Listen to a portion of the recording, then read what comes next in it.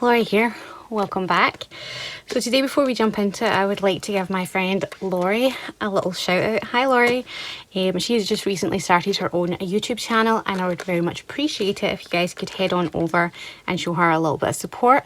She's got some brilliant videos of her doing flip throughs and unboxings and just a bunch of fun things, and she's got a lot of awesome ideas for videos that she's going to do in the future, so I think you would definitely enjoy it. I'll pop the link below, and like I said, I would very much appreciate it if you guys could just head on over and show her a little support. Thank you. But anyway, today I thought we could try making a traveller's notebook, just an insert, just a plain insert. I'm going to hopefully start using this little bad boy very soon. Ignore my janky trims. My blade was really dull. I was determined. I was determined. So I still need to go in and file it down. But I actually forgot. So they're a bit messy, but they're fine. All right, they're fine. So I thought that we could do this today. So I've already made two, but I want three because I've still got another elastic here. So I'm going to make another one like this, with this kind of cardstock here. It's really pretty.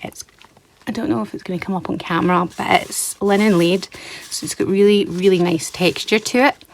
It's a really good thick cardstock. I think it was 200 GSM. And I really love it. It's really nice. This one's really nice as well. It's like a broken cardboard kind of style, and again it's pretty sturdy. So I thought we would make a third one, and again it's just plain blank. It's just got a different selection of papers going through it, kind of like a junk journal, but all the pages are the same size. So just bare minimum kind of binding. So I'm going to pop it in here. So I'm going to take one out. Well, I'll need to take them both out actually, because they're held in together. I'm going to take one out for measurement purposes, and let's get to it. So I've just went and grabbed my paper that I'm going to be using. This is the cardstock that I'll be using. I really hope that that's coming up because it's really cool. And I'm going to use this as a guide basically, because I honestly can't remember what I measured them at. So this is 10.5, so I'll need 21 by 19. So 21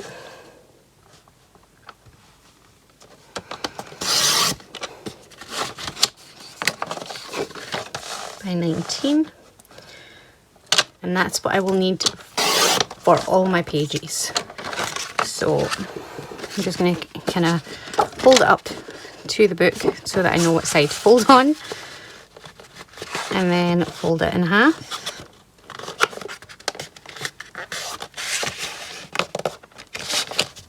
Grab a bone folder,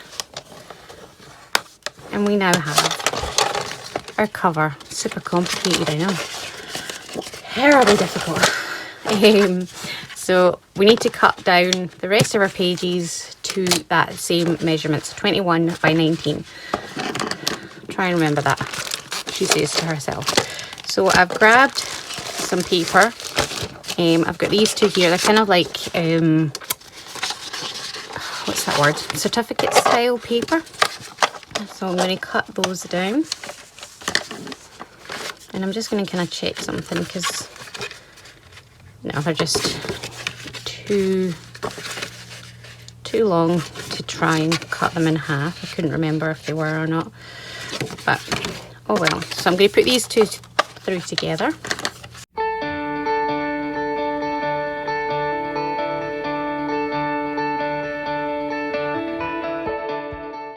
And again, I'm going to hold it, because they're so close size wise.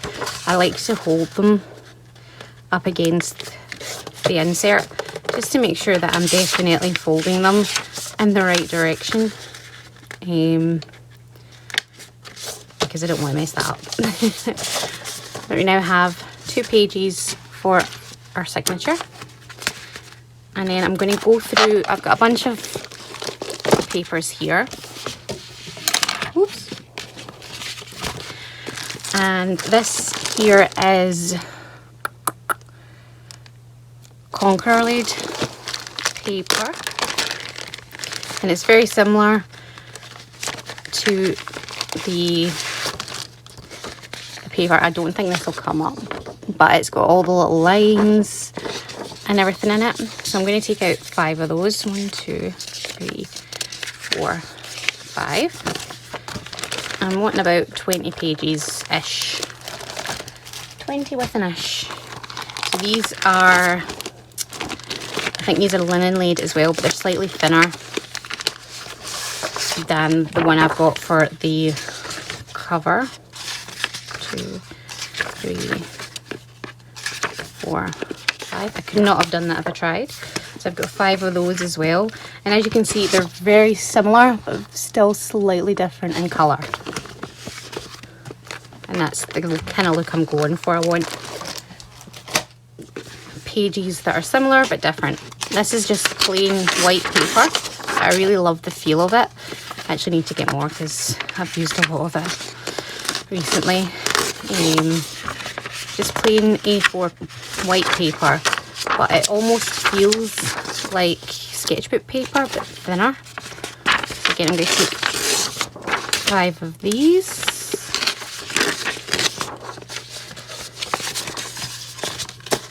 So this is at 15, 16, 17, so we need 3 more.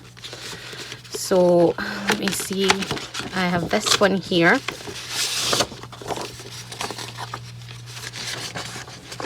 And how many pages is left in this actually? 1, 2, 3. Well, that was lucky.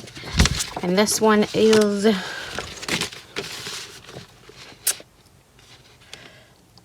white laid. So this is again just slightly lighter. So if I hold these all 3 right next to one another, you can see that they are all very, very slightly, like this one's this is white, obviously. This is sort of off-white, and then you've got sort of creamy ivory and then a darker cream. So that's what I'm looking for. So I'm going to start trimming these down.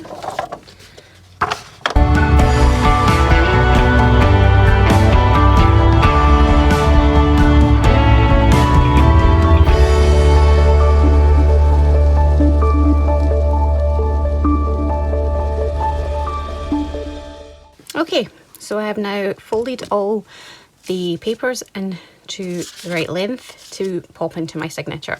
So now I'm just going to randomly grab paper and start stacking it. I don't want the same papers touching each other, preferably. So I'm going to kind of just layer them.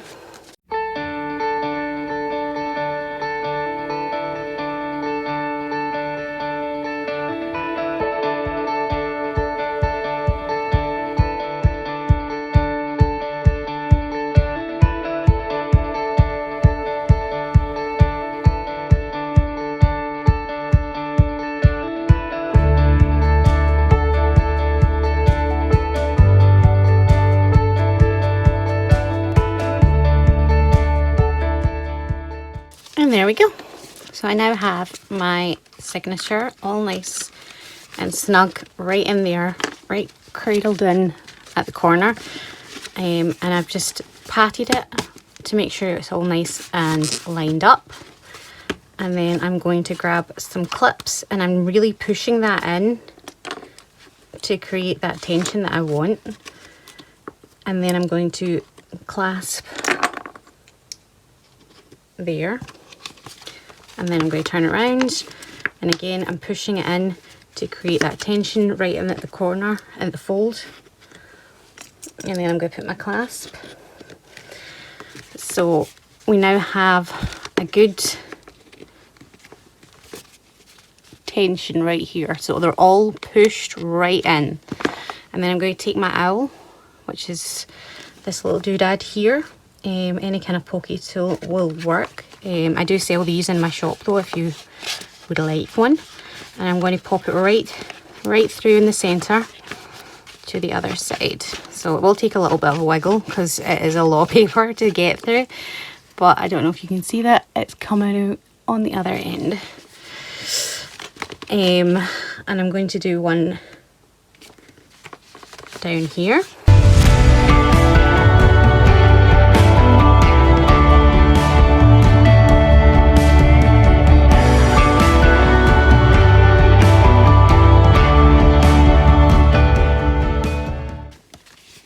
So we've got 3 holes there.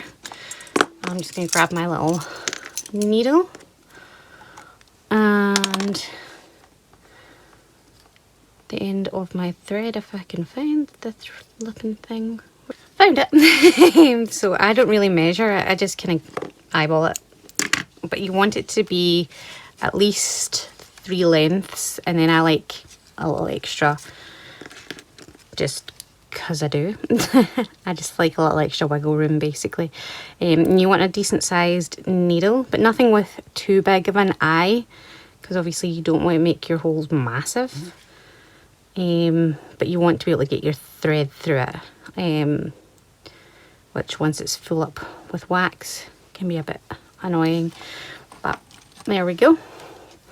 So this is the needle I'm using. It's relatively big, and then we're going to start in the middle, and it doesn't matter where you come in. You can come in from the back or in from the centre, the inside. You can come in from the back and then add little beads or whatever. That's always pretty. And then back in, and you're basically just doing a running stitch. Super simple. And just make sure you get it nice and tight. And go back right up to the top. And then you want to pull this out of the way so that you don't catch it on the way in, and then come back in through the centre.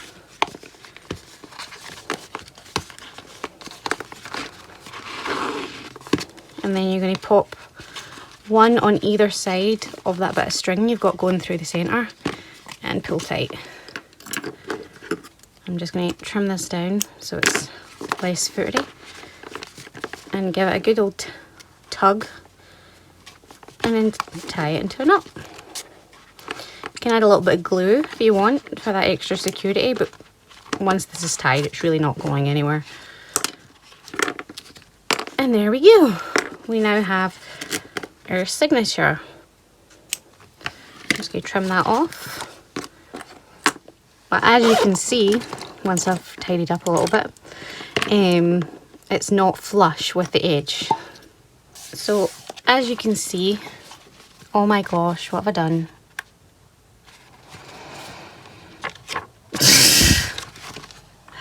Well, I'm an uptake because I forgot to put my cover on. Whoops. Oh well. Looks like it's getting a green cover because I'm not taking this apart. Oh my goodness. I cannot believe I've done that. I've never done that before. I'm a blooming idiot. Oh well. At least it's for me. Anyway. So as you can see, it's not flush with its new shiny green cover that I totally meant to make. So we need to trim it down. So I've grabbed my blade here and I'm gonna line up my ruler with the edge of the cover and then just taking my time, sliding it across until it's completely through all the papers. You don't want to rush this or you will make a pig's idiot. Just let the knife do the work.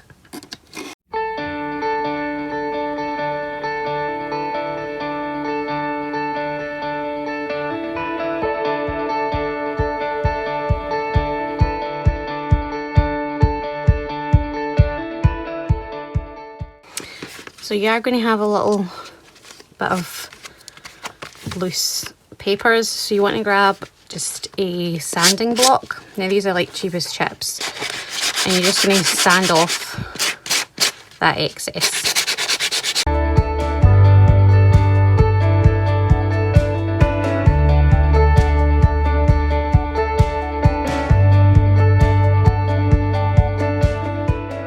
And there we go. So you can see the difference right away, hopefully. This is without sanding it, and then this is with sanding it, and obviously I had to kind of fight with the blade a lot with this one as well. But if you sand it down enough, you can obviously get rid of that and tidy it up. So as you can see, it is a lot neater now that I have actually taken the time to go ahead and sand it down, compared to what it was like. And now I'm going to sneeze. But yeah, so I'm actually going to grab my other signature and I'm going to go ahead and sand that one down. So I've went and sanded that one down as well, so it's all nice and polished. And I'm going to slide this one in between them. Show of hands, how many of you are telling me that I forgot my cover? Oh, I still can't believe I did that. But anyway, I now have my 3 signatures. Sorry for that squeak there. My 3 signatures all ready to go and start journaling in them. But that's us for today. I really hope you guys enjoyed this video and that it was fun for you and that you learned something. Definitely keep an eye out for this making another appearance in my Tuesday videos, and definitely go over and give Laurie's YouTube channel a little look-see and see what you think. I would very much appreciate it. But thanks for watching, and I'll see you all soon. Take care and God bless. Bye.